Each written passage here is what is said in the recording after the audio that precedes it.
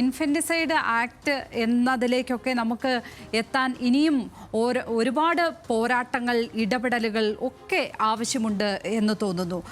ഇത്തരത്തിൽ ഒരു മനുഷ്യാവകാശ സംഘടനകൾ പോലും ഈ വിഷയം പറഞ്ഞു കേൾക്കുന്നതുമില്ല. ഇനി ഒരു അടിയന്തരമായി നമുക്ക് അടുത്ത ഘട്ടത്തിൽ ചെയ്യേണ്ട അടുത്ത സ്റ്റെപ്പ്, ഇപ്പോൾ ഒരു പരമ്പര തുടങ്ങി ഇതുമായി ബന്ധപ്പെട്ട് ചർച്ചകളിലേക്കൊക്കെ എത്തിയിട്ടുണ്ട്. ഉടൻ നമ്മൾ അടുത്ത് ചെയ്യേണ്ടത് എന്താണ് ഒരു സമൂഹം എന്ന നിലയിൽ എന്നാണ് താങ്കൾക്ക് പറയാനുള്ളത്?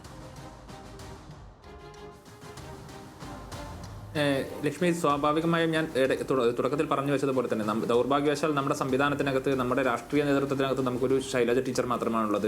നമ്മുടെ നിയമ സംവിധാനത്തിനകത്ത് നമുക്ക് ജസ്റ്റിസ് നാഗരത്നെ പോലെയുള്ള ഒരു പിന്നെ ജഡ്ജ് മാത്രമാണുള്ളത്. അതിനപ്പുറത്ത് വലിയ വിഭാഗം നമ്മളോട് പുറംതിരിഞ്ഞു നിൽക്കുന്ന ഒരു വിഭാഗമാണ്. അവരെ ഈ വിഷയങ്ങൾ യഥാർത്ഥത്തിൽ നമ്മുടെ സമൂഹം നേരിടുന്ന, നമ്മുടെ സ്ത്രീകൾ നേരിടുന്ന ഈ ഒരു പ്രശ്നം ബോധ്യപ്പെടുത്തുക എന്നുള്ള തരത്തിലേക്കുള്ള ചർച്ചകൾ, അതിന് നിങ്ങൾ നടത്തിയ രണ്ടാഴ്ചത്തെ ഒരു ഉദ്യമം എന്ന് പറയുന്നത് വലിയ തരത്തിലുള്ള തുടക്കം തന്നെയാണ്.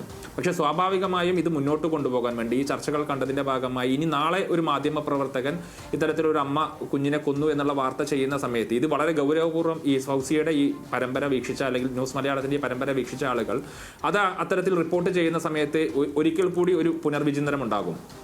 അതങ്ങനെയാണോ റിപ്പോർട്ട് ചെയ്യേണ്ടത് എന്നുള്ളത് സംബന്ധിച്ച്, അല്ലെങ്കിൽ ഇതുമായി ബന്ധപ്പെട്ടുകൊണ്ടുള്ള കേസുകൾ വരുന്ന സമയത്ത് സ്വാഭാവികമായും നമ്മൾ ആദ്യം സെൻസിറ്റൈസ് ചെയ്യേണ്ടത് നമ്മുടെ മാധ്യമ പ്രവർത്തകർ ഉൾപ്പെടെയുള്ള നമ്മുടെ സമൂഹത്തിനകത്ത് അഭിപ്രായ രൂപീകരണത്തിന് ഏറ്റവും നിർണായകമായ പങ്കുവഹിക്കുന്ന മാധ്യമ പ്രവർത്തകർ ഉൾപ്പെടെയുള്ള ആളുകൾ, അതോടൊപ്പം തന്നെ നിയമ സംവിധാനത്തിനകത്ത് നേരത്തെ സൂചിപ്പിച്ചതുപോലെയുള്ള പ്രോസിക്യൂഷൻ, പോലീസ് ഉൾപ്പെടെയുള്ള സംവിധാനങ്ങൾ, അവരാണ് ഈ കേസുമായി ബന്ധപ്പെട്ടുകൊണ്ടുള്ള ചാർജ് ഷീറ്റ് എഴുതുന്നത്. FIR മുതൽ ചാർജ് ഷീറ്റ് വരെ ഇതുമായി ബന്ധപ്പെട്ടുകൊണ്ടുള്ള എല്ലാ നടപടികളും പൂർത്തിയാക്കുന്നത് പോലീസുകാരാണ്. അപ്പോൾ അവരെഴുതി വെക്കുന്ന കേസ് ഈ സ്റ്റോറിയുടെ അടിസ്ഥാനത്തിലാണ് പിന്നീട് ഈ കേസ് ഓരോ ദിവസവും മുന്നോട്ട് പോകുന്നത്. അപ്പോൾ അവരെ സ്വാഭാവികമായും അത്തരത്തിലുള്ളൊരു കേസ് വരുന്ന സമയത്ത് അത് കൈകാര്യം ചെയ്യേണ്ടത് എങ്ങനെയാണ് എന്നുള്ളതിനെ സംബന്ധിച്ച് നമ്മൾ സെൻസിറ്റൈസ് ചെയ്യേണ്ടതുണ്ട്.